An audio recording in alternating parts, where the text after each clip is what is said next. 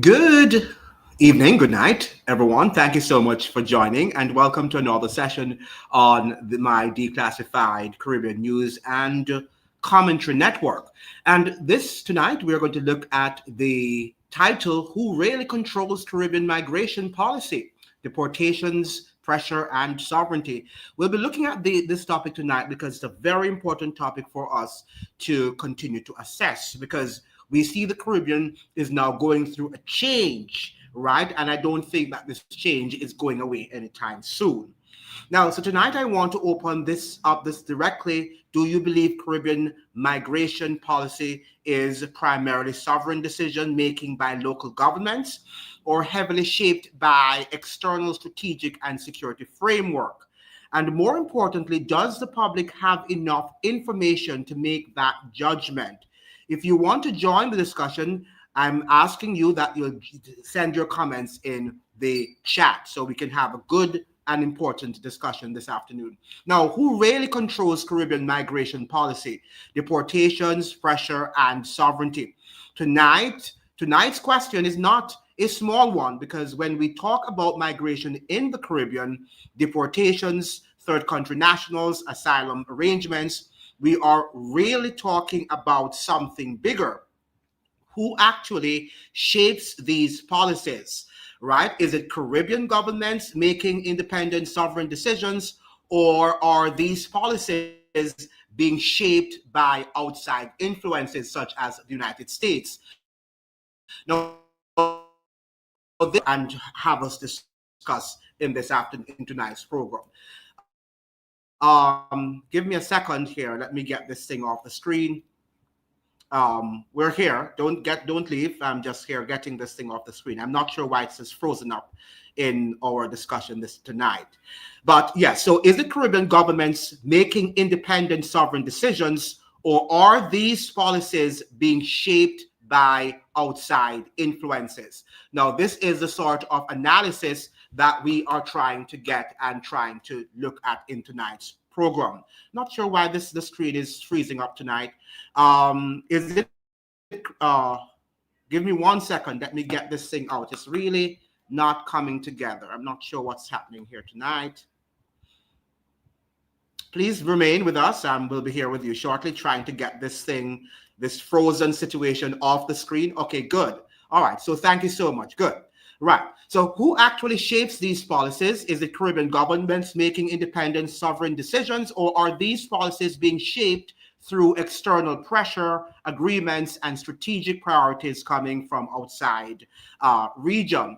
Because if you look closely at recent developments, a pattern starts to emerge, right? Across the region, we're seeing increased deportations flows from the United States and other countries, arrangements involving third country nationals, quiet arrangements about processing, transit, and return systems, and very limited public debate before implementation.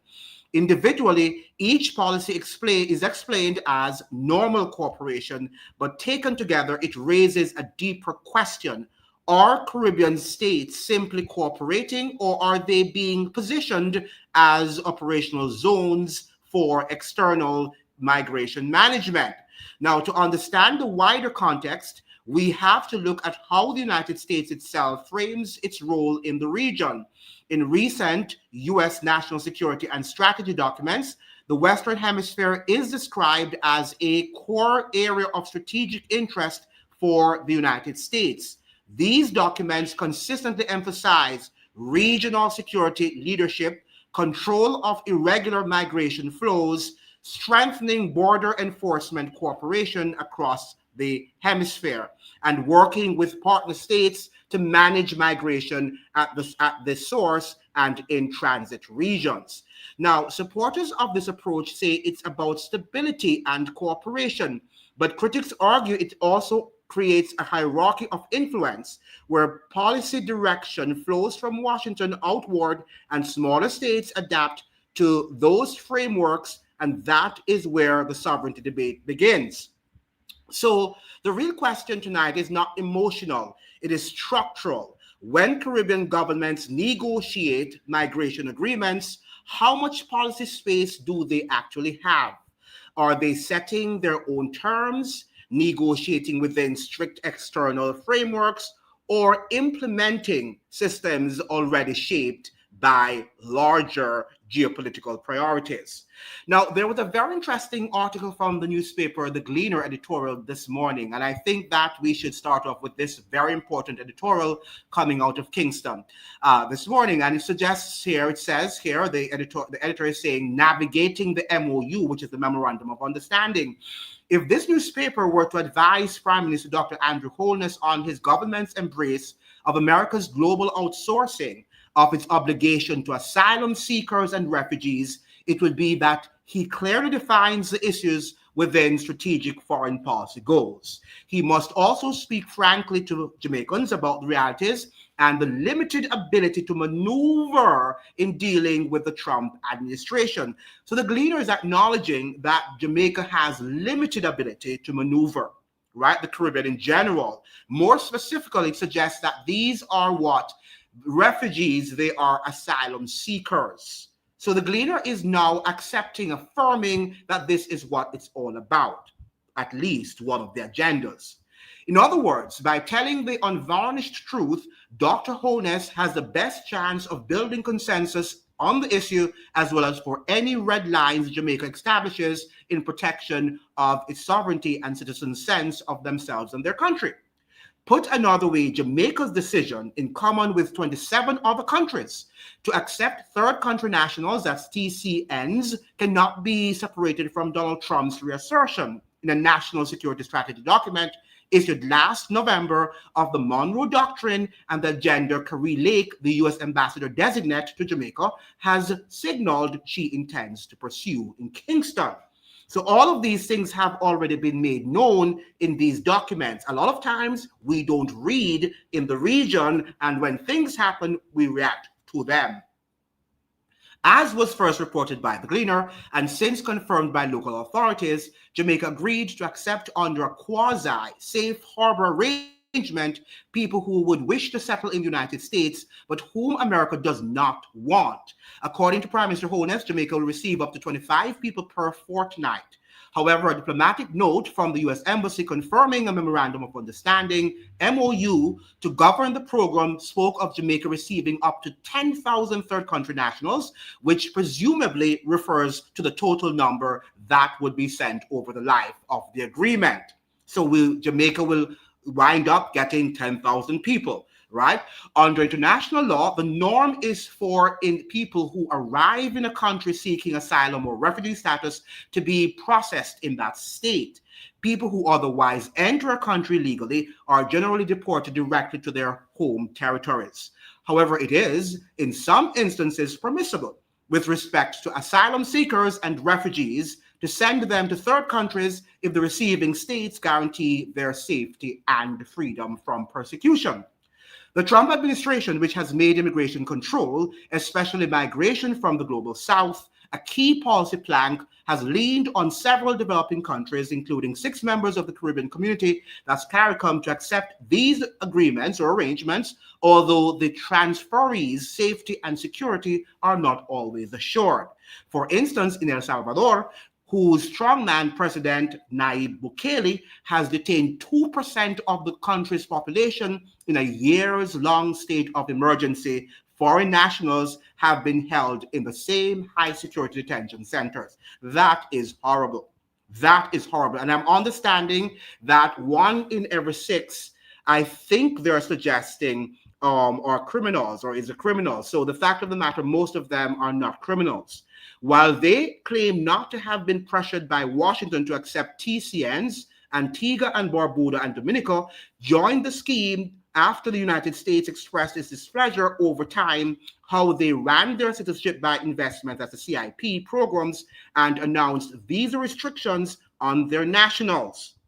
St. Kitts and Nevis and St. Lucia, which also have CIP programs, soon agreed to accept TCNs. So it means, therefore, the Trump administration is putting pressure on these governments. It does not, okay. So if you want not to have these sanctions against these countries, then you will have to obey our laws, and you will have to accept these third country nationals. That's what they're suggesting. It's almost like a bribe, right? It's a blackmail, if you will.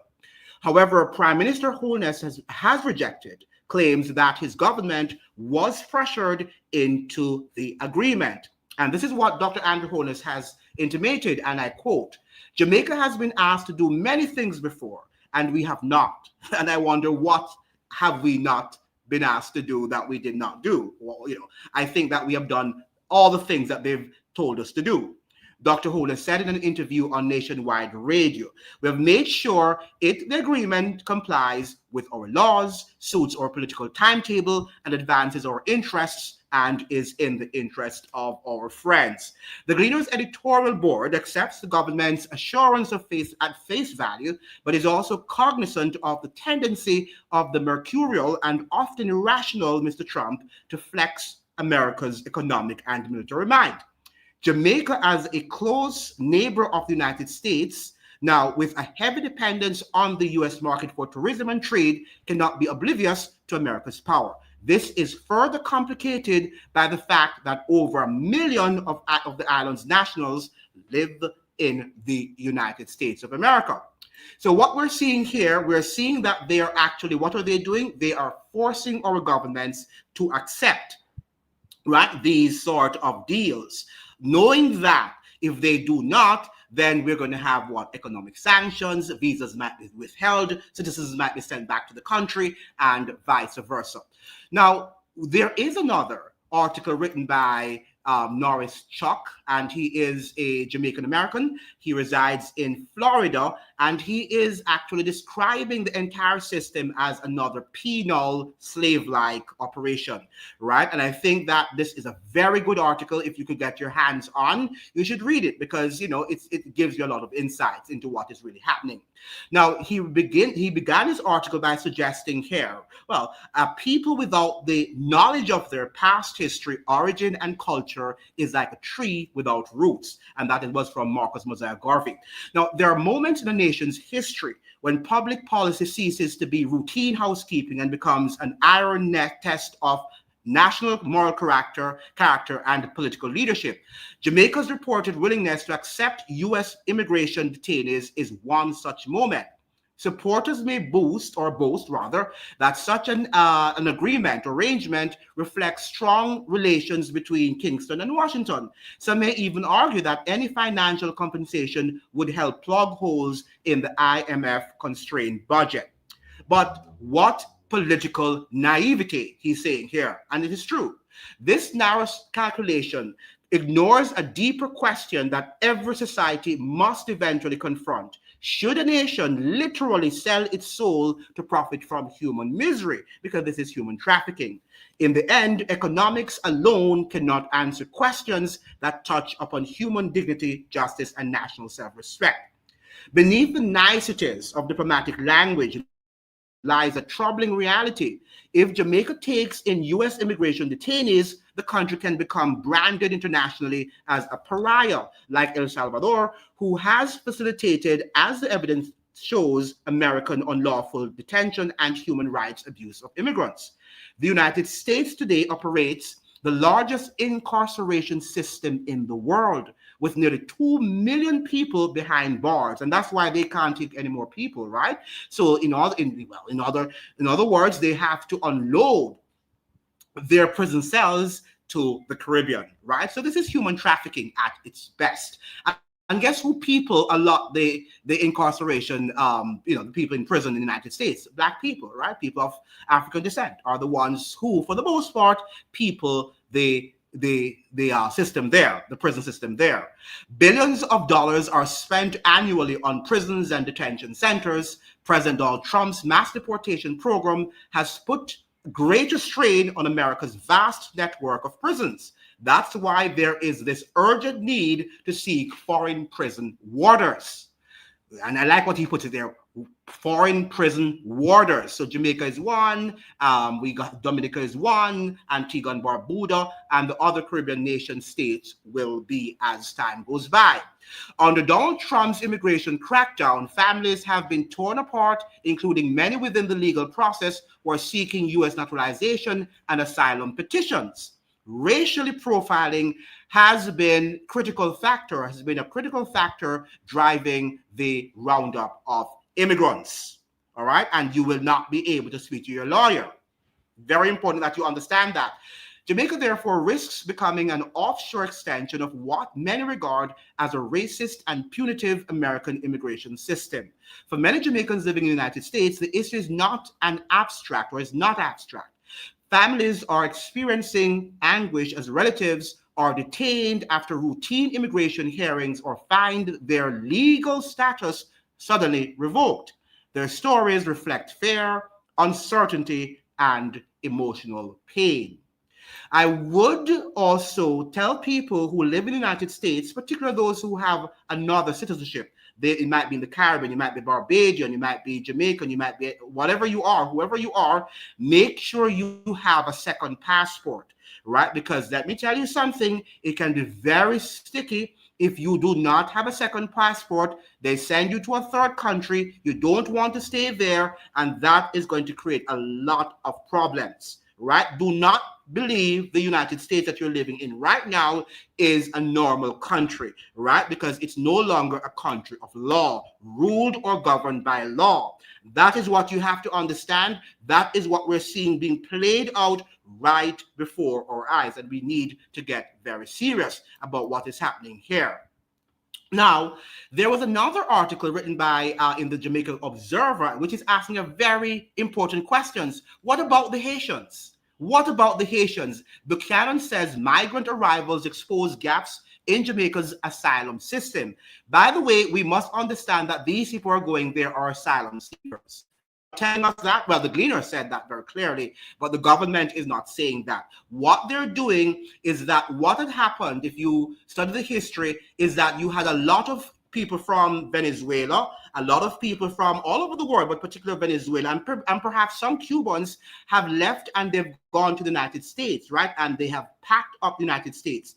Now, they applied for asylum, but the United States does not want to give it to them, right? So as a result of that, it is sending them, it's redirecting them to other countries like Jamaica, Trinidad, perhaps in the future, Antigua and Barbuda, and all of these countries, so that they will be the ones to take on that sort of stress, right? Because the United States doesn't want them, right? It's no longer a country of asylum seekers. Very important that we understand these things.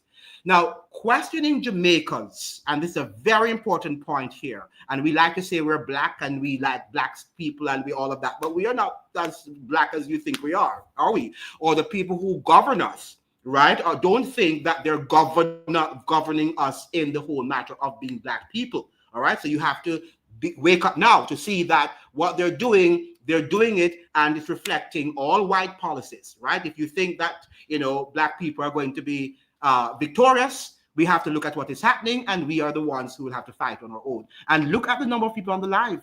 All right, so you're going to go and fight. Questioning Jamaica's readiness to receive third country nationals from the United States, opposition spokesman on youth and human rights, Isaac Buchanan, says the arrival of 17 Haitians in Port Antonio this week has exposed unresolved questions about the country's asylum and refugee systems. Making his contribution to the sectoral debate in the House of Representatives on Tuesday, Buchanan argued that the government's newly signed agreement with the United States to receive TCNs should have been brought before the Parliament for debate, and that is true. Now, would the PNP have done that? I don't think they would, but this is a principled thing. This is a principled thing that should have been done, particularly given the legal and human rights issues it raises. Buchanan, who is also the Member of Parliament for Portland Eastern, pointed to the arrival of 17 Haitian, 10 men, 4 women and 3 children at Paisley Gardens in Port Antonio, Portland, on Monday as a real-time example of the challenges Jamaica could face as it prepares to receive migrants transferred from the United States under the agreement. So we are rejecting Haitian nationals, right? At the same time, we are taking in other nationals. And this is what he is presenting to the table. And he's right. He's right. All right. How can we be a black nation as we say we are, yet we're refusing migrants from Haiti, send them back home? And that happened this week. Here is the question we must be able to answer. And he's asking, if we can stand up screening, oversight, and accommodation funded from Washington for 25 persons transferred to us every fortnight, with what consistency, what due process, and what plain humanity do we meet the 3 children who reached Portland in a boat? Buchanan asked. And these are some reasonable questions. Right? Reasonable questions posed to the Jamaican government. A nation's character, he suggests here, is revealed not in the agreement it signs in a comfortable room, but in how it treats the frightened stranger who arrives unannounced, he added. And that is true. Right? So we're pretending as if we're black people. We're pretending as if we're United Caribbean when we are rejecting our own Caribbean neighbors and citizens. Buchanan's comments came on the heels of the government signing a memorandum of understanding with the United States under which Jamaica could receive up to 25 TCNs every 2 weeks while arrangements are made for their transfer to a final destination. Now, the conversation that we should be asking, the discussion that we should be having, why were these people in the United States in the first place? Why did they go to the United States in the first place? That's the conversation we should be having, because the United States destroyed their countries. We saw in Venezuela. We've seen in lots of countries in Latin America, El Salvador, right? We see in Nicaragua, many of these Central Americans, Honduras. The United States went there and destroyed completely their economic and their political base. Now, these people decided that they were going there to the United States to sort of, stay there and get some form of protection, because it's dangerous to live in their countries. When you think about the pandillas, what you call gangs, their countries are rife, they have lots of gangs. They can't live there, so they went to the United States. Now, the courts in the United States understand that if they are sent back to these countries, then their lives are going to be in danger. So what they're doing now, because they have some legal protection, the court is saying that it is okay if you send them to third countries, because Trump has no legal rights to remove their legal protections for them to remain in the country, right? And that is how this whole matter of the third country nationals is coming about. Very important that you understand that. Very important that you begin to look at what is happening around the world and with the situation. Now, we're asking the question tonight: who controls the immigration or the migration process, foreign policy? And what we should know is that the United States controls it. Why? Because the United States is suggesting that she controls the world and this hemisphere. We talked about recently the speech that Marco Rubio gave in Munich. And I think that we could look at some of the things that he is going to highlight in the speech. So I probably should pull that up on my screen, the speech made by Rubio, so that you can listen to some aspect of what he's saying. And he was speaking to Europeans. But the fact that he was speaking to Europeans does not mean that he just was referring to Europe. He's referring to the world at large, right? He's suggesting that the hemisphere, the world at large, should be shaped by American ideology, right? So we're going to try to pull up that video that on the screen so you can listen to aspects of it so that you can be enlightened, because I think there's just too much darkness in the region. People don't want to hear it until they realize that they are missing, family members are gone, and you do not know where they are sent. Then you begin to cry and to think that something, somebody did you something wrong. All right, so let us pull up this, that's Marco Rubio's speech at Munich Munich in Germany. That's his speech. Marco Rubio's speech in Munich that he gave there on security. Everything has to do with security, right? So if it is deportees, it's security. If it's your economic, it's security. If it is pandemic, it also has to do with security. So we're going to watch him and see some of the things that he says. Let me get this thing off and I will put it up on the screen right now. All right. So I'm going to pull it up on the screen, share my screen with you, and we can look at some of Marco Rubio's sentiments. Please like the live and share the live. The algorithm is not going to do it for us, so we can get this video across, because this is a very important conversation, and some of you are underestimating and you are downplaying what is happening in the world until, as I'm saying, you like scare, anything that makes you feel scared. But guess what? When you're scared and you can't do anything, you don't have information, you are going to be like a duck that cannot be helped. All right, so make sure you're listening. All right, so we have, let me go now and put this on the screen, and we are going to listen to some of what Marco Rubio is here saying.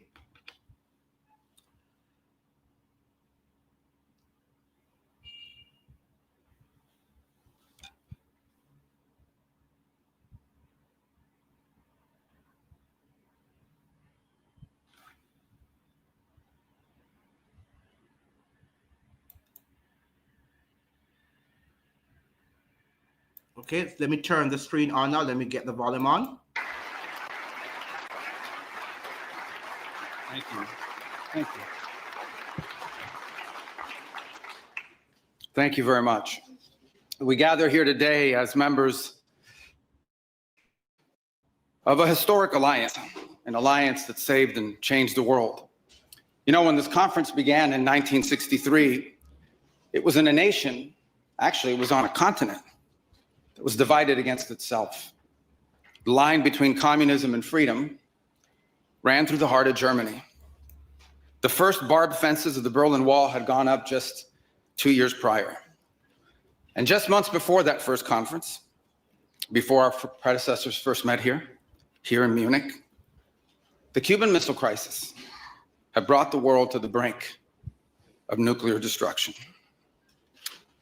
Even as World War II still burned fresh in the memory of Americans and Europeans alike, we found ourselves staring down the barrel of a new global catastrophe, one with the potential for a new kind of destruction, more apocalyptic and final than anything before in the history of mankind.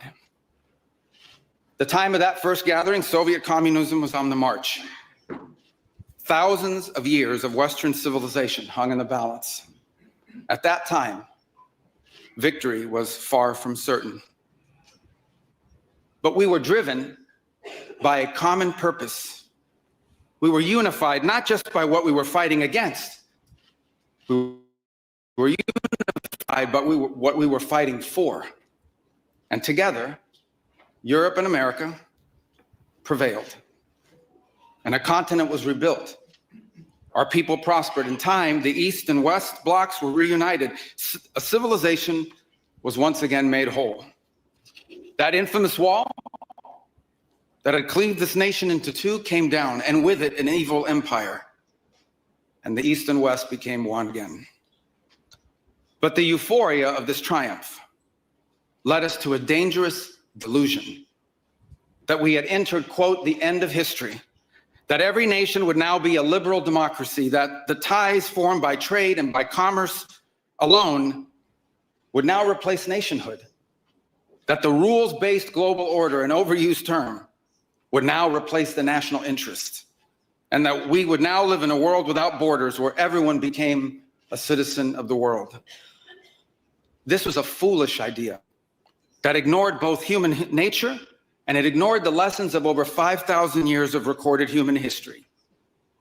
And it has cost us dearly. In this delusion, we embraced a dogmatic vision of free and unfettered trade, even as some nations protected their economies and subsidized their companies to systematically undercut ours, shuttering our plants, resulting in large parts of our societies being deindustrialized, shipping millions of working and middle-class jobs overseas, and handing control of our critical supply chains to both adversaries and rivals. We increasingly outsourced our sovereignty to international institutions while many nations invested in massive welfare states at the cost of maintaining the ability to defend themselves. This, even as other countries have invested in the most rapid military buildup in all of human history and have not hesitated to use hard power to pursue their own interests. To appease a climate cult, we have imposed energy policies on ourselves that are impoverishing our people, even as our competitors exploit oil and coal and natural gas and anything else, not just to power their economies, but to use as leverage against our own. And in a pursuit of a world without borders, we opened our doors to an unprecedented wave of mass migration that threatens the cohesion of our societies, the continuity of our culture, and the future of our people. We made these mistakes together. And now, together, we owe it to our people to face those facts and to move forward, to rebuild. Under President Trump, the United States of America will once again take on the task of renewal and restoration, driven by a vision of a future as proud, as sovereign, and as vital as our civilization's past. And while we are prepared, if necessary, to do this alone, it is our preference and it is our hope to do this together with you, our friends here in Europe. For the United States and Europe, we belong together. America was founded 250 years ago, but the roots began here on this continent long before. The men who settled and built the nation of my birth arrived on our shores carrying the memories and the traditions and the Christian faith of their ancestors as a sacred inheritance, an unbreakable link between the old world and the new. We are part of one civilization, Western civilization. We are bound to one another by the deepest bonds that nations could share, forged by centuries of shared history, Christian faith, culture, heritage, language, ancestry, and the sacrifices our forefathers made together for the common civilization to which we have fallen heir. And so this is why we Americans may sometimes come off as a little direct and urgent in our counsel. This is why President Trump demands seriousness and reciprocity from our friends here in Europe. The reason why, my friends, is because we care deeply. We care deeply about your future and ours. And if at times we disagree, our disagreements come from our profound sense of concern about a Europe with which we are connected, not just economically, not just militarily. We are connected spiritually, and we are connected culturally. We want Europe to be strong. We believe that Europe must survive. Because the two great wars of the last century serve for us as history's constant reminder that ultimately our destiny is and will always be intertwined with yours. Because we know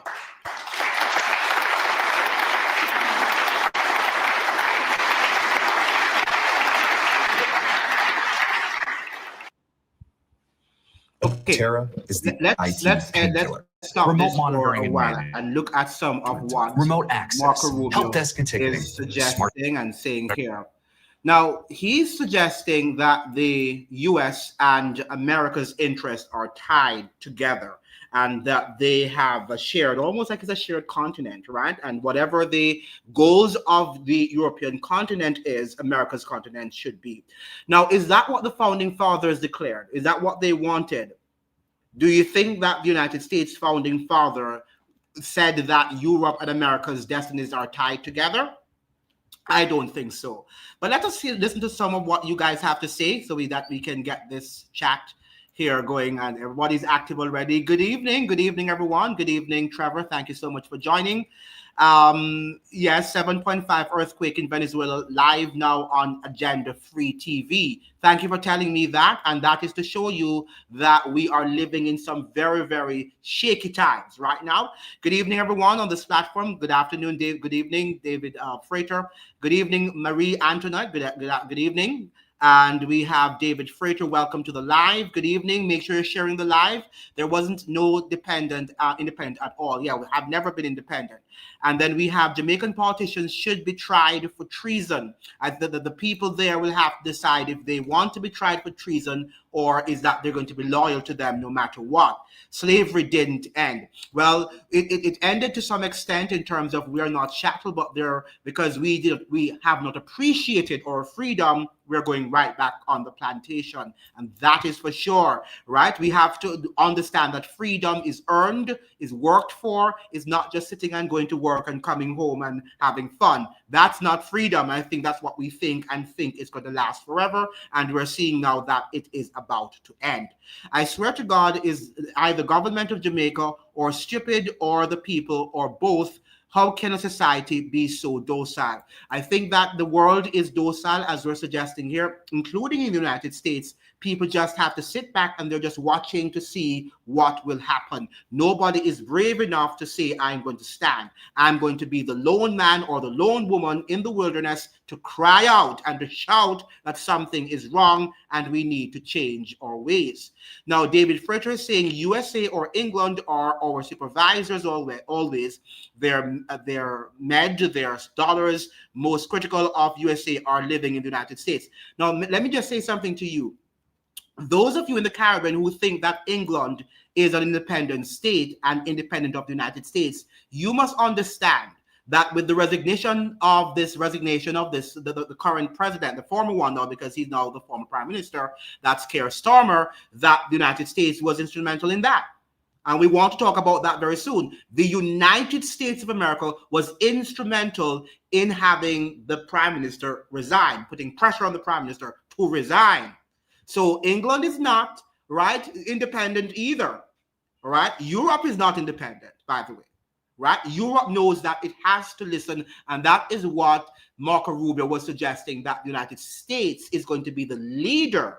They will have to follow, but the United States want Europe to return to its days of glory, which is not going to happen, by the way, but that is the speech that he was giving to them. If you follow us, if you follow US lead, then you'll go back to the period of prosperity. Now, Jesus is saying we need some common sense in Jamaica and in the world in general. And Trump also closed the bank accounts of many non-US citizens. Yes, and he plans to do so for more. So we have to really understand that this is something serious that is going on. The Haitians should fix their country. Now, as I'm suggesting to you, why is Haiti in a mess? Why is Venezuela? Why are the other countries that we suggested are going to the United States and seeking asylum? Why do you think they're heading there? Because of US foreign policy. Why do you think Jamaicans are all over the Caribbean, and we are also deemed to be the most nomadic people in the Caribbean, right? We go everywhere. We're everywhere. There's not a place in the world where you can't find a Jamaican because of the economic and the situation that was down there created by US foreign policies too. So we cannot just say Haiti is going to fix its problem, right? Because Jamaica can fix its problems too. Andrew Holness is not going to fix the problem of Jamaica. Will never be able to do that. Peter Phillips signed MOU 2010 to USA and everyone accepted it. I don't think they accepted it. I think that it was because the private sector wanted him out. We saw what happened with Dudus, that the United States sent drones down there, killed off people in West Kingston. So people were not necessarily accepting of it, but they could do nothing. They see that they were powerless. Right, and that is why they just simply accepted what was going on. Why do you think the Venezuelans have accepted what Trump has done in Venezuela? Right, because of course they found that they can't do anything. Now, not only now, Haitian situation is different. Well, I don't know if it is that different. I think that it is imperialism. It's not that different. It's just that they have been always being bogged down by the United States. And that's what the United States is doing to all our countries now. Right? They're forcing us to do things, and if we can't get it done, then they send the military down there and they will kill us. Now, Trevor says, which is true for the most part, the world is indeed shaped by American ideology. Right. Some of what he says is true. Some of what he says in terms of globalization and the fact that the globalists wanted us to be in this globalized world where everybody is going to compete and we'll all live and be prosperous, and that's not true. He's saying that it has to be upended. However, the way how they're doing it is not better than what the globalists were doing. So in other words, they're trying to give us a medicine that will be the cure for what globalization has created, but it's still the same because we see America controlling the world and telling us what to do. And America has always been at the forefront of globalization. The only thing, it has not worked for them, right? So now, because it hasn't worked for them and they are the bullies, they can change the rules so that they can come out the victor. And that's what he's suggesting here. Right? It's not that America was the victim or is the victim of globalization, because the U.S. has benefited a lot too, because the U.S. is at the helm of globalization, but they want to, because they're not economically, they are declining. They're suggesting now we have to take it back. We must take it back. And I want you to look at some of these things before we go to other comments. I have a document up here which I want you to look at, and it's the national security document, right? Because we need to go through a little this document so we can get an understanding of what is going on, right? Because there are a lot of gossips going on in the Caribbean and we don't know what's going on, right? And we love our gossips, but I'm not here for any gossips, okay? So we have, let's go to the national security document. I'm going to get it up on the screen so that you can look at it. It's here. Are you seeing it? And let me see if I can make the page bigger. Well, let me leave it. It's big enough. So let me leave it here.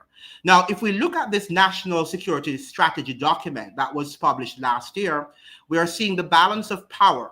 The United States cannot allow any nation to become so dominant that it could threaten our interests. Do you hear that? We will work with allies and partners to maintain global and regional balances of power to prevent the emergence of dominant adversaries. As the United States reflects the ill-fated concept of global domination for itself, we must prevent the global and, in the same cases, even regional domination of others. This does not mean wasting blood and treasure to curtail the influence of all the world's great and middle powers. The outsized influence of larger, richer, and stronger nations is a timeless truth of international relations. This reality sometimes entails working with partners to thwart ambitions that threaten our joint interests. Now, listen, we're coming to immigration because they're going to talk about immigration here. Pro-American worker. American policy will be pro-worker, not merely pro-growth, and it will prioritize our own workers. We must rebuild an economy in which prosperity is broadly based and widely shared, not concentrated at the top or localized in certain industries or a few parts of our country. Not a bad ideal, right? But what we have to look there, we can't just look at what they say, we have to look at the methods, how do they plan to achieve it? That is what we have to look at. Now, fairness. From military alliances to trade relations and beyond, the United States will insist on being treated fairly by other countries.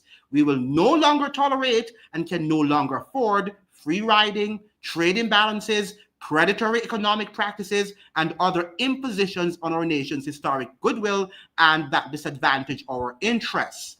As we want our allies to be rich and capable, so must our allies so see that it is in their interest that the United States also remain rich and capable. So in other words, other countries, including their allies, and that's what it was saying to Europe, you must help us to maintain that global hegemony. In particular, we expect our allies to spend far more of their national gross domestic product on their own defense. And that is one of the reasons why Keir Starmer had to go. Why? Because in Europe, they practice what you call socialism. And what happens there, they give, health care and other things to their citizens. Now, Trump is saying under his second administration that what the United States to pay for them on their national security, secure them, from any wars. He's saying that they have to plow that money that they would plow into education and healthcare, among other social security network or safety network. They have to plow that now into defense. And that is what they can't tell their population, because if they should do that, the entire Europe is going to collapse in terms of economically. They won't be able to survive. To start to make up for the enormous imbalances accrued over decades of much greater spending by the United States. So in fairness to the United States, through NATO, the United States was sort of protecting Europe. But Trump is saying we can't do that anymore. You have to now see your way through, right? And he's forcing them, he's coercing them to invest much more into their defense budget. So let us see how long this Prime Minister of England is going to last for. I don't think he's going to last for long, because he will not be able to tell the people that this is what we have to do. And it's going to happen not only in England, it's going to happen right throughout the continent, okay? Now, American prosperity and security depend on the development and promotion of competence. Competence and merit are among our greatest civilizational advantage, where the best Americans are hired, promoted, honored, innovation and prosperity follow. Now, let us look at migration. Let us look at migration. This is what I'm building up to. The era of migration is over.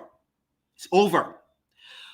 Who a country admits into its borders, in what numbers, and from where will inevitably define the future of that nation. Any country that considers itself sovereign has the right to and duty to define its future. Throughout history, sovereign nations prohibited uncontrolled migration and granted citizenship only rarely to foreigners. Only what? Rarely to foreigners, who also had to meet demanding criteria. The West's experience over the past decades vindicates this enduring wisdom. I don't know where they have gotten this from, because the United States was never like that, right? The United States was never like that. And I'm going to pull up the Statue of Liberty, and what it says that, give us your people and all of the people that, are suffering around the world. We need to read that to remind Trump that the United States was founded for people who were experiencing problems living in their own countries. It was like a haven to the own Europeans who came here himself. Trump and all of the other people who live in the United States, who traveled all the way from different parts of the world, including from Europe. In countries throughout the world, mass migration has strained domestic resources, increased violence and other crime, weakened social cohesion, distorted labor markets, and undermined national security. The era of mass migration must end.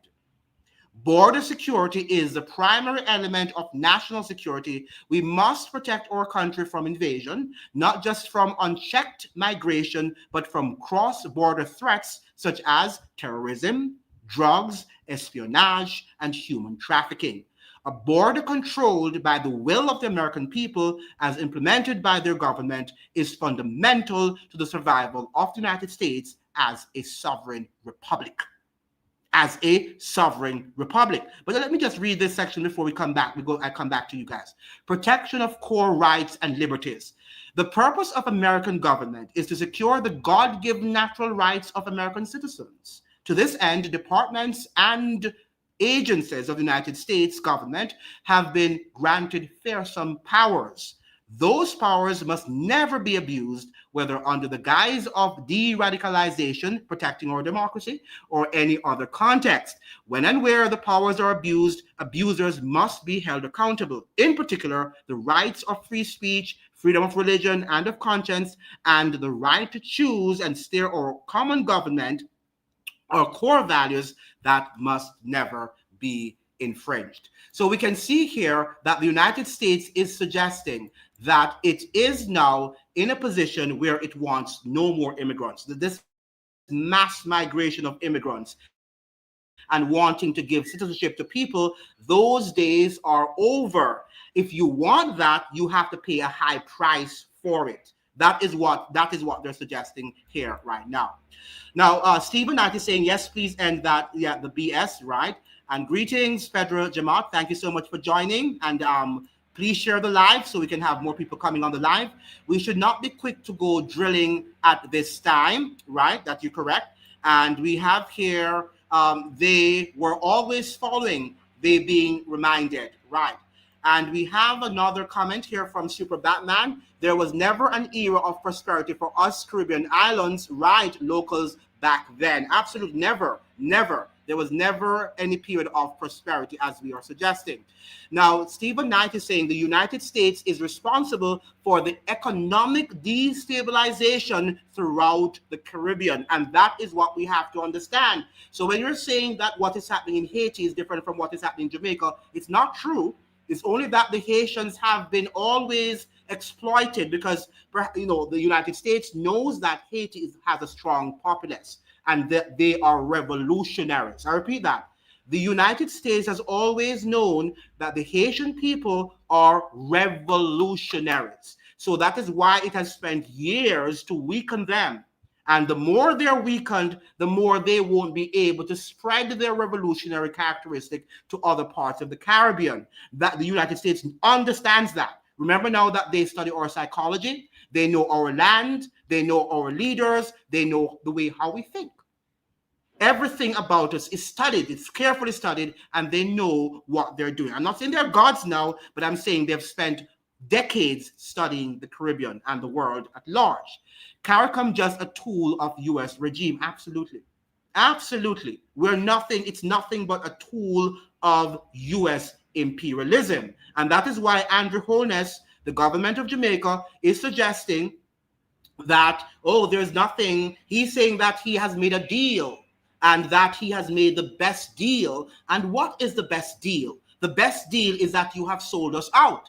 You have sold us out, and that is the best deal that he could have done for Jamaica. Now, Pedro DeMont is saying, Trump told NATO from the first term they have to pay their fair share on defense spending. Yes, but he's now implementing it. And to say something and to implement it are two different things. Now he's implementing it, and the Europeans are going to holler.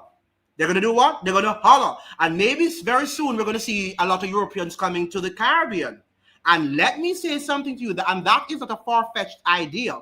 Because if you go to the DR, you have lots of Italians, lots of Spanish people, lots of Europeans living in the DR. Why? They find it to be, in their eyes, a little bit less expensive, right? Now, if they come to the Caribbean, lots of Europeans, lots of British people come to the Caribbean, what do you think is going to happen to us? The cost of living is going to go up. Our lands will be bought out.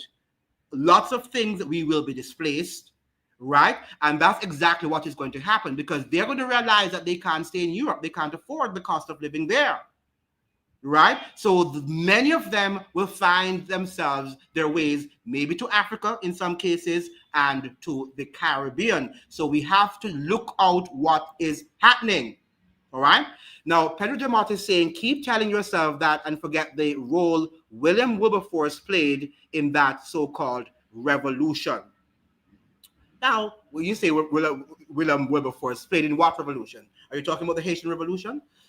I don't know of any role that William Wilberforce played in the Haitian Revolution, but I do know that he helped the Caribbean states to have gotten their freedom.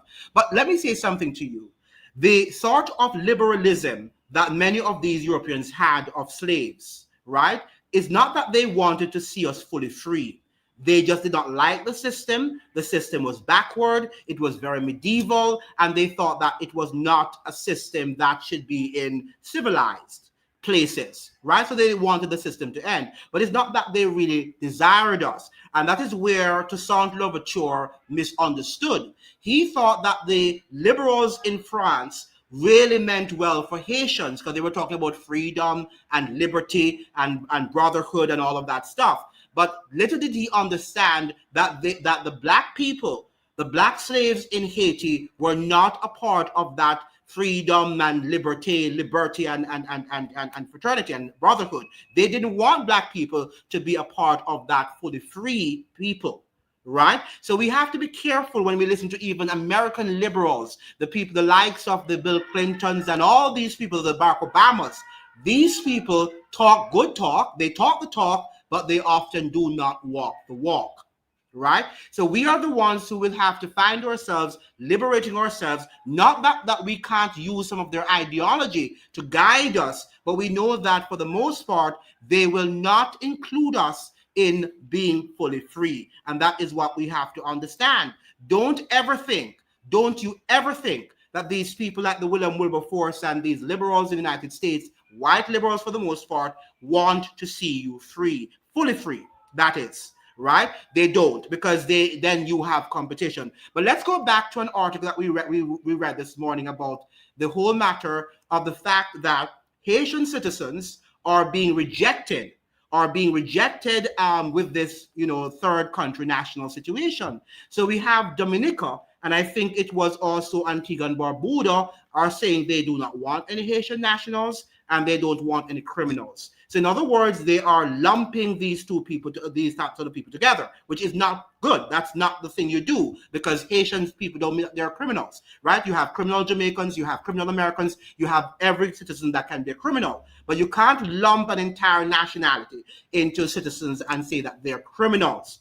Now, what we're seeing in Jamaica, some Haitian people arrived in Jamaica, 17 of them, right? 10 were, I think they said 10 were men, 4 women, and 3 children. Now Jamaica sent them back. Now the question is being asked, how are you sending back Haitian refugees or asylum seekers while you are accepting of 25 people every fortnight? Every 2 weeks, Jamaica will be accepting 25 people from the United States, yet it rejected Haitian citizens and Haitian refugees, Haitian asylum seekers on their soil, understanding that the situation in Haiti is unstable. Right? How are they doing that? And this is what we have to look at. We have to examine these things and say that what they're doing really is not sincere. We know that it's controlled by the US and US discriminatory policies. Better understand, slavery was about economics and not the social construct race. It was both, right? It was both. We must understand that slavery was both. I agreed with you that, one of the things about it too, Pedro Jamot, even though some things are lies, if you find yourselves saying the same thing and conditioning your minds that black people are inferior on which the system was built, then eventually you will believe it. And I think that Europeans over the years believed it and still do believe it, that black people are, by nature inferior because that is what they have been brainwashed to believe. Not that it is true, but they have been brainwashed to believe that, so they still have it and say that it is so. So the system was built on both. It was built on the inferiority of black people, and also it was economic for them to do so because they provided for them free labor, right? So both are true at the same time. Now, unstable and have a team at the Football World Cup. Yes, but remember now, when we talk about Haiti, we have to divide, just like we talk about Jamaica or Barbados, we have to divide the people in terms of those who are at the power, who control the economics, who control the country as a whole.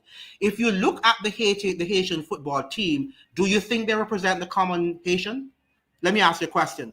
Do you think all of those ballers on the Haiti team represent the common Haitian people? No, based on what I've seen. Right? I have not watched the World Cup, but I've seen the team, and I don't think they represent the common Haitian person on that team. Right? It's selected. The same thing happens in Jamaica. If you look at the Jamaican team also, some of these players come from England. And that's what some of them are complaining about, that how can you have a team and you have a lot of the players coming all the way from Europe? They've never had a chemistry with the local footballers in Jamaica, and therefore they can't work together. And they find themselves always losing, right? The same thing with Haiti. I don't think that that team, and somebody could correct me, somebody from Haiti could correct me, I don't think that the team represent it. Right, they don't. I'm happy that you're saying they don't represent us Haitians. He's right. And he's Haitian. But I just look at the team, and I'm sure that there are lots of good football players in Haiti. I've seen them. You come to the DR and you see lots of great Haitian footballers, right? But the current team at the World Cup, represent them in the sense that they might be of Haitian descent. Don't get me wrong, right? So don't get me wrong about that. But in terms of the common people who live in Haiti who are also very talented, they're not represented. So the World Cup is an elite institution. Remember, it's not an institution that represents the common man. It's just for bread and circus and to get. So one of the things, while they are entertaining the Haitians and they're saying, yeah, they're cheering for they're killing people there and they're actually destroying their economy. Let us not, look at sports and think sports represents the common man, because it doesn't, right? And I'm not saying a few of our people have not succeeded in the industry, right? And we should say thank God and whatever. The fact of the matter is that it does not represent anything common, because it's $1 billion industry, and the fact is that the rich control it, and what they do, they use it to control us, so we will not be able to look at what they are doing, because we are forever entertained, and that is what is happening. All right, so that is a very interesting sort of situation and development that we saw here this week. There's something I wanted to say as I'm continuing the discussion about the immigration, because the article that was written by Norris Chuck, yes, is a very interesting one that all of you should read. Now, the contrast exposes the larger issue. Jamaica is being nudged away from partnerships rooted in care, public health, and human development, and towards arrangements centered on confinement, punishment, and control. One model expands human possibilities, the other manages human restriction. The irony is painful. Under American imperialist pressure, Jamaica stepped back from utilizing Cuban medical expertise. Yet some now appear willing to embrace the prospect of earning donza by warehousing abused and vulnerable immigrants. At its core, this debate explores what kind of international partnerships Jamaica should pursue. Jamaica faces two competing models of foreign policy engagement: the one we had with Cuba that prioritized healthcare, development, and human advancement; the other with America that requires dependency, political servitude, and now demands the detention, handcuffs, imprisonment of the hopeless and rejected foreigners from America's shore. So which form of development are we pursuing? An imperialist form of development. Jamaica is not pursuing, the Caribbean region is not pursuing development that will last. Now, let me see what your favorite Prime Minister of Barbados is doing. Who everybody thinks is the ruler of the Caribbean, right? She represents the Caribbean. Let us see what Miss Mia Motley is doing in the world and how she represents the Caribbean, right? At its greatest level, all right? This is what we want to learn now from Miss Mia Amor Motley, right? So let's get there and see what she's doing on the global stage to represent the Caribbean. Make sure that you are liking the live. You're sharing the live rather, and you're liking it so that other people can see what we're doing and what we're discussing. This is a very important live discussion, and let me turn on the thing. Not only have we had the historic compact together with the OPIC Fund for International Development and 16 other development institutions in the V20 family, we have launched the Vulnerability to Viability Compact. This is about ensuring that countries like ours can access finance that is fairer, that is affordable, and better suited to the future that we're trying to build. We're focusing primarily on education, water, and health. Why? Because with schools, we are able to ensure that people are educated and can be lifted above their circumstances of birth. With water, that is the staff of life that we cannot live without. And of course, as with health, you can have many problems in the world until you have a health problem and you have one single problem. We have shown today that it is possible for the South to lead with South-South cooperation. You cannot rebuild clinics or you cannot build schools with 10 and 15-year money unless you crowd out and sacrifice other things. And I believe that our populations in future years will recall the moment we met in Vienna to help South-South cooperation make development finance real and beneficial to our people. While in Vienna as well, however, we took the opportunity for a number of bilaterals. We met with the Latin American Development Bank, CAF, which, as you know, has been responsible for a lot of the financing that we've been doing in Barbados in the last few years. We met as well with the Saudi Fund for Development, the Kuwaiti Fund for Development, and we've also met with the OPEC Fund for International Development as well. And then we met with the Secretary General of UNIDO, as well as with the new Secretary General, a very dear friend of Barbados, Her Excellency Monica Juma, who has taken over just less than 4 weeks ago. UNODC, which is responsible for drug control and crime prevention across the world. So this has been a highly rewarding trip coming after the work that we've done in Ghana.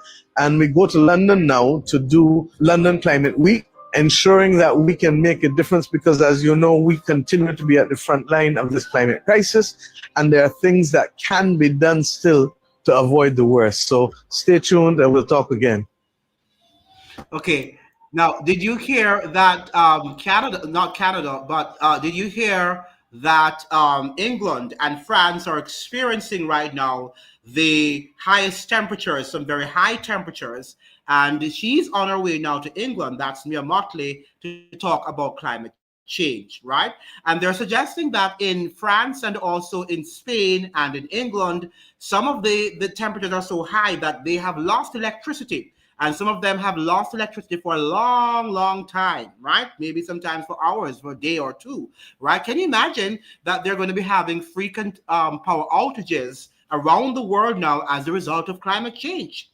So everything is here interconnected, and this is what we have to do. Yes, right. It's a theater.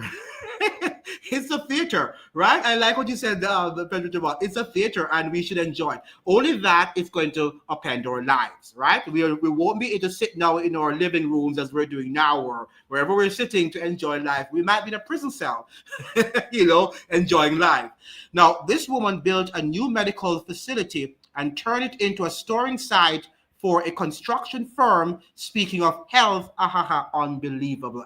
Absolutely. And these are the contradictions that we're seeing our prime ministers and people actually displaying. Now, there is somebody who responded to what Mia Mottley is doing, and we are going to look at that. She's responding to Mia Mottley's wonderful putting Barbados at the helm of the technological development. So let us look at what she has to say about Barbados, right? And I think I want to hear your opinions, right? Do you see how we are miseducated in the region, and things are going to come upon us, and we are going to be totally, surprised at what these guys have in store for us. So let me just show you what is there. Is it the same thing I'm showing you? Let me get back here. Add to the stage. Okay. Can you see it? It's not there on the stage yet. Is it on the stage?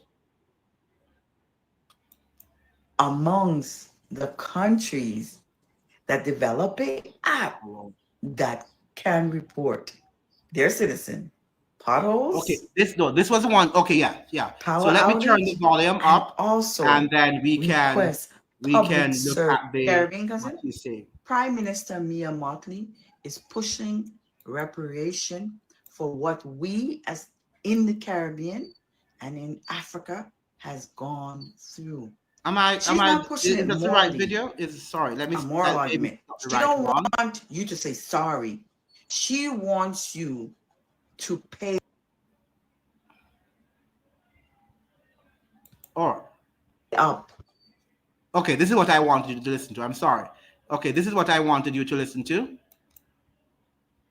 Let me turn sometimes these things can be a pain to get on the screen. Go ahead. Caribbean cousin, when it comes to technology, Barbados, top 5. Barbados is quickly becoming one of the most technological advanced countries in the Caribbean. They are focusing right now on digital technology and also remote work for their citizens. In addition to that, Barbados is now amongst the countries that develop a app that can report their citizen potholes, power outage, and also request public services directly from their phone. I say, when it comes to technology, this Prime Minister, Mia, she is putting Barbados right there. Right there. Remote work, as it is in North America, Barbados is right there. Top 5. I am impressed. Why leave the Caribbean where I can get everything at my feet? Because this Prime Minister is making sure her citizen can compete with North America. So they don't have to leave. They can just stay in their country and keep the money there.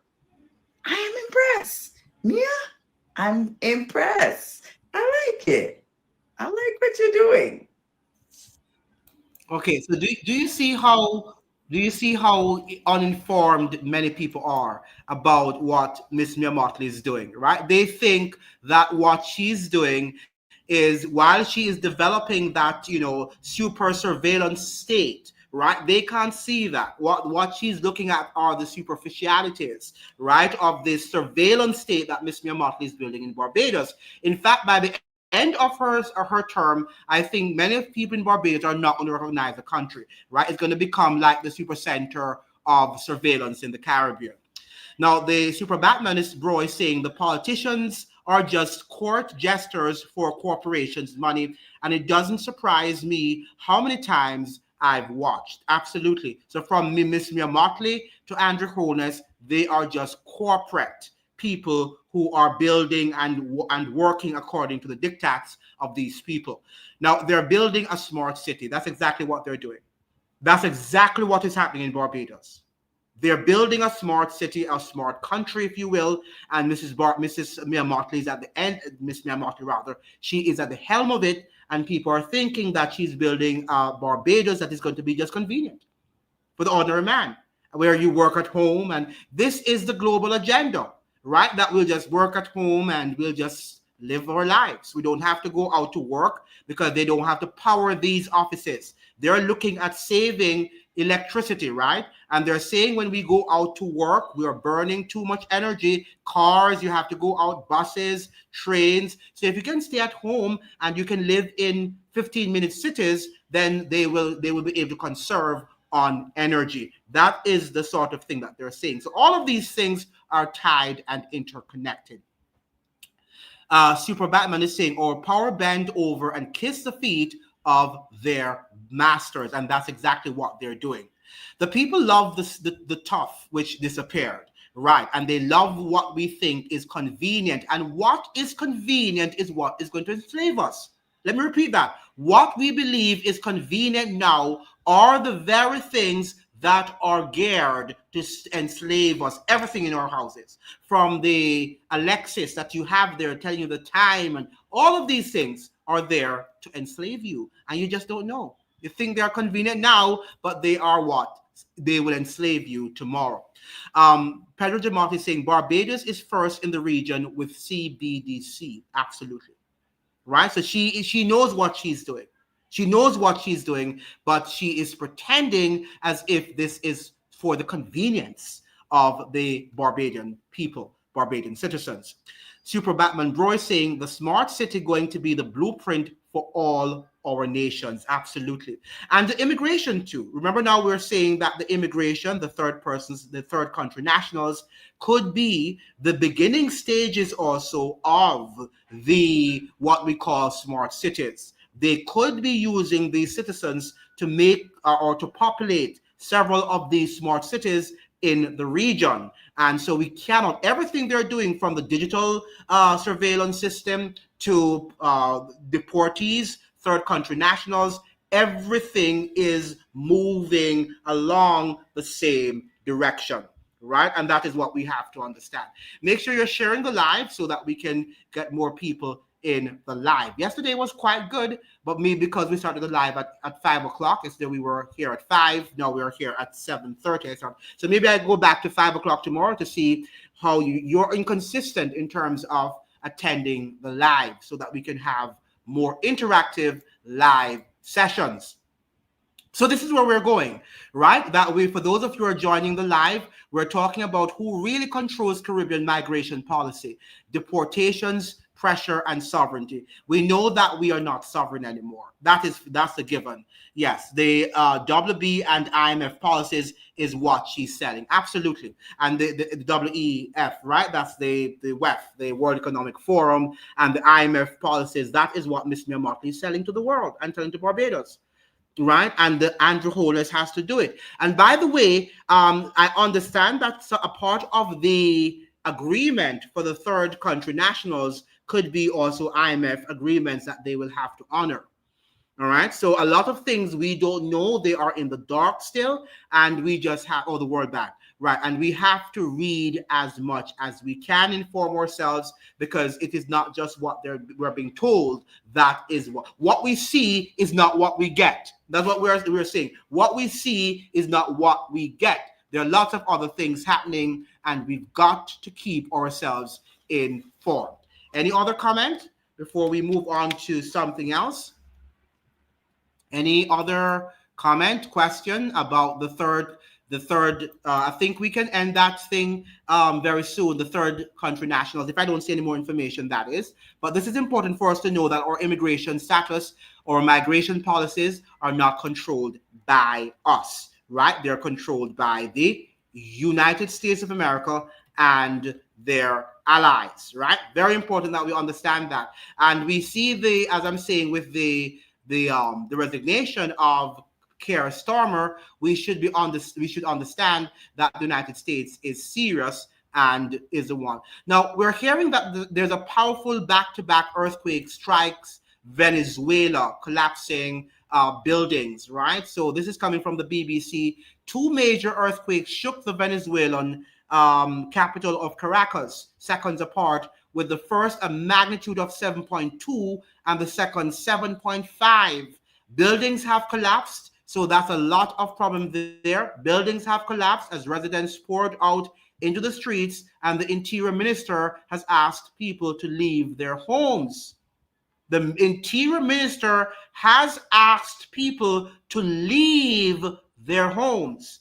High casualties and extensive damage are probable, with the U.S. Geological Survey, that's the USGS, saying that there is 44% chance that fatalities will exceed 10,000. 10,000 people perhaps will die. Venezuela was celebrating a national holiday, and many people would have been at home when the quake struck at, that's I think 7:04 local time. Okay, that's when the earthquake struck. The quakes hit an area west of Caracas and could be felt throughout the country and as far as Bogota, Colombia. Right? They say that it's the strongest quake I've ever felt in my life, journalist and BBC Mundo contributor Nicole Colster says. They always have somebody, also a reporter online, right? Some coincidence that you have a BBC reporter in Caracas when that took place. But I guess they have their correspondents in different countries. She was on the 7th floor of an apartment building in Palos Grandes, central Caracas, when the earthquake began. I saw the windows moving, and the only thing I could drink or think to do was to get between the front door and a stone wall, which in my judgment is quite strong, to try to protect myself, Coaster recounts. She stayed there for quite a while until she heard neighbors shouting for everyone to go down to the street. I thought the building was going to fall on top of me, she says. Wow. What do you think about that? The earthquake in Venezuela. So I think what is going to happen now, what do you think is going to happen as a result of this earthquake? Do you think that there are going to be lots of migrants going to Trinidad, going all over the Caribbean as a result of, because we know that Venezuela is not having a good time, not experiencing a good political and economic time. Now, when politicians are sworn in, they take on oath to King Charles, not to the people, right? And more so specifically, the United States controls them. They take oaths to the US oligarchs and the IMF and the World Bank, the CIA, if you will. Any deaths reported, they're saying that they might think, they're speculating that they could have up to 10,000 casualties. So I would think perhaps 10,000 deaths. It's not yet confirmed, but they are alleging, they are speculating that that is what might happen. Now, that earthquake wasn't meant for Venezuela, it was for Cuba. Wow, how do you know that? That was meant for Cuba. Do you remember that 2010? Yes, the Haitian earthquake. Yes, that was meant for Venezuela, not Hugo Chavez, not Haiti. Hugo Chavez said. I don't know, because what we see happened in Haiti afterwards, it could be. We just don't know, right? We just don't know, but it could be. But I know that HARP is that exists, but whether it was intentionally made for the Haitians or for the Venezuelans, we do know that they had an agenda for Haiti likewise, and they were pretty on the spot. They were on the spot to do what they want in Haiti after that natural disaster. But it could have been for Venezuela, as you suggest. Have you heard of HARP? Of course, I've heard of HARP, and I did believe that the Haitian earthquake was sort of phony. I don't know if I believe that it was just, affected Haiti and not the DR at all.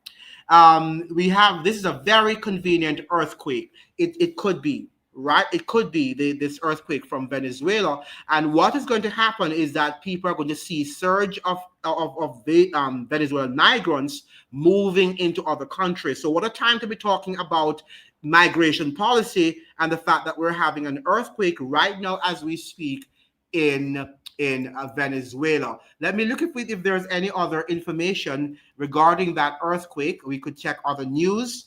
What you call it now. I don't want to go US Today. Let me take a US news source to see what they're saying about the earthquake and see how they are masquerading it. All right. So we have this the USA Today.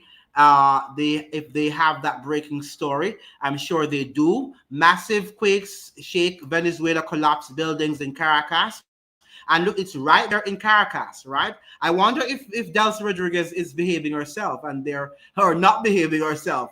The powerful earthquakes struck Venezuela on June 24th, collapsing buildings in the capital of Caracas and briefly prompting tsunami alerts islands in the Caribbean, according to the U.S. Geological Survey. So we even have it could affect islands in the Caribbean Sea too. The first quake occurred at around 6:04, not 7:04, but 6:04 p.m. I thought it was 7:04, but the first quake took place at 6:04 p.m. local time, about 15 miles east-northwest of San Felipe, Venezuela. Data from the USGS showed. The tremor, initially reported as a magnitude 7.1, had a depth of 8 miles, and its epicenter was about 17 miles northwest of Montalban, Venezuela. Less than a minute, that's a powerful earthquake. Less than a minute later, the USGS reported a second major earthquake with a magnitude of 7.5. So you have one first and then a second one. And the second one was bigger than the first. Interesting. The quake happened about 14 miles southeast of Yumare, Venezuela, according to the agency. This earthquake was first event in a doublet. The magnitude 7.2 foreshock was followed just 39 seconds later by a larger 7.5 main shock, the USGS said in a statement on its website. So it sounds like it's not real, right? Because you normally have earthquakes and you have aftershocks, right? And what they're saying here is that the second one was bigger, was stronger than the first one. Here comes the IMF and the other jackal. You're right. And that's exactly so. We can read the playbook, Stephen, right? The playbook is already there. People may see emergency powers, absolutely. And the migration to Trinidad and Tobago will be affected by huge migrants flooding their country. The UN first, yes. That is going to be not good news for Trinidad and Tobago, because we know that is, they were already complaining that they had too many Venezuelan migrants, and that is going to add now more fuel to fire. Now there was another earthquake in Japan, like hours later after the Venezuela. Today, did that happen today, Jesus? I didn't know that one. Did that happen in Japan today? Then we have here Steve Knight is saying, if this is Mother Nature, we should put the brakes on all this gas and oil drilling that they are planning on doing. And the wars. Correct. And the wars and that they have, been waging around the world. All of these things are affecting the planet. And yet still they tell us that we are the ones who have to be, careful about climate change, and they're behaving as if they're the preachers, right? They're the righteous preachers, the righteous gods, and we are the ones destroying the planet when they are the ones actually doing that. Let us see if we can get another thing coming from any other source. I like the anti-war. I don't know if they will have anything on that in their newspaper, the antiwar.com. I normally like that paper. Let me see if they have any breaking news coming from Venezuela. Doesn't seem like they do at the moment. But that is something that is interesting, that as we are looking at immigration, migration, and policies, that we are having earthquake, a 7.5 magnitude earthquake coming from Venezuela. So we have earthquake in Venezuela. If you have any further news, let us know. Let me see if I can pull up any video, and we can look at some of it to see what they're reporting on the YouTube and other platforms. They might be able to give us something that we could listen to. So we are going to look now at the earthquake in Venezuela. So we have earthquake in Venezuela. I should say 7.5, because they might not give me today. Yeah. All right. So let us look at AP, and we're going to look at some others. Big deal. Venezuela earthquake prompts Puerto Rico tsunami advisory. So we're going to let us look at the AP news first, and then we will let me take off from the screen so we can get this before I put it up on YouTube. All right, this is serious. All right, so I'm going to share this with you now. I'm going to share this with you guys. It's live. So let me share here and get it on the screen back here. And then I'm going to, I should have it up on the screen. Add to the screen. It's coming on the screen, so don't be patient.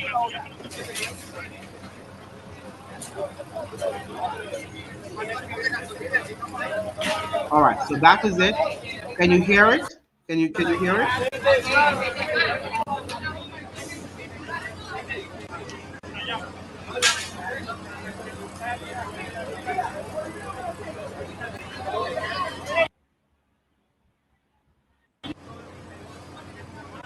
That is live, so we might have to look for another.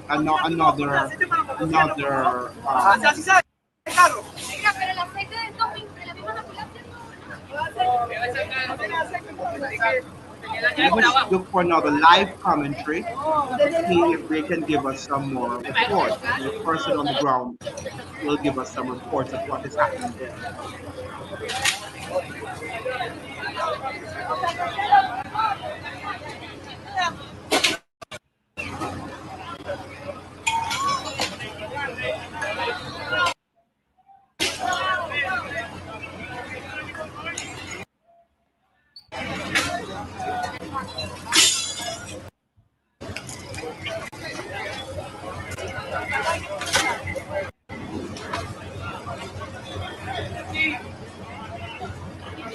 What?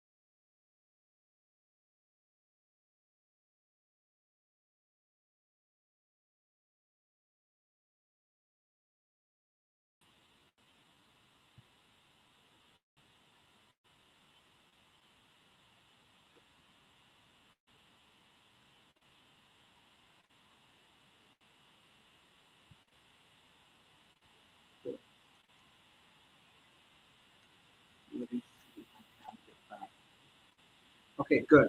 All right. So sorry about that. I don't know. I just came off the screen. Let me just take off these things off the screen.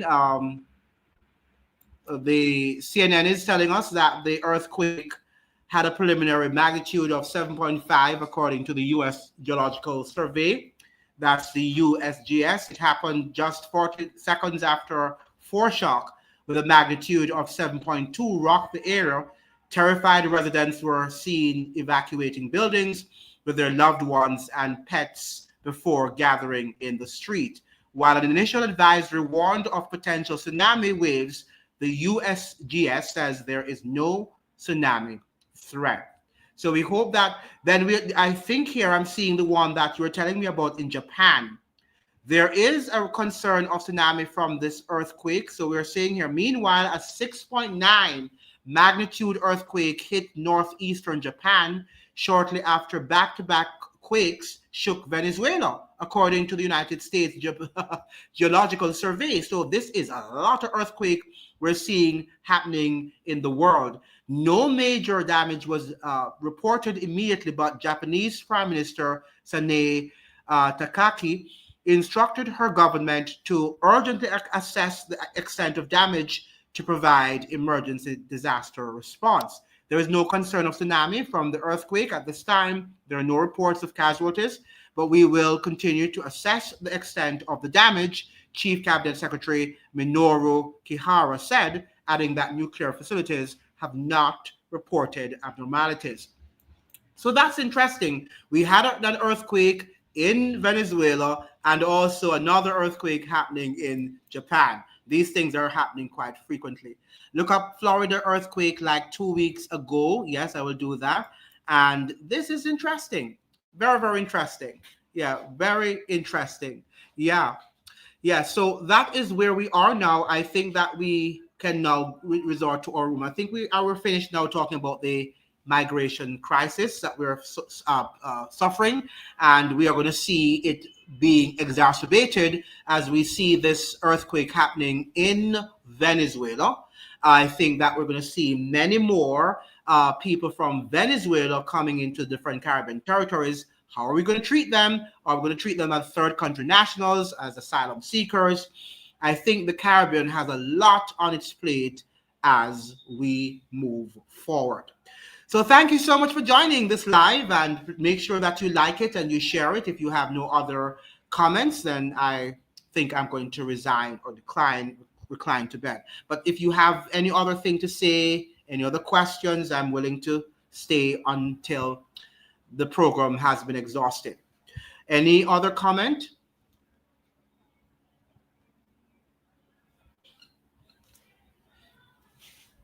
It means that 7:30 is not a good time to have the live. I had more people last night, so maybe we go back to 5 o'clock. And if not, then I just keep that 5 for the remaining time. Yes, so you need to be consistent with coming to the live so that we can get this information out and we can build this very important news and commentary channel. Now, okay, any other question? Any other comment? Are you hearing anything different from what I have reported on the earthquake? All right, so thank you so much for joining. I'll see you in another live. Bye-bye.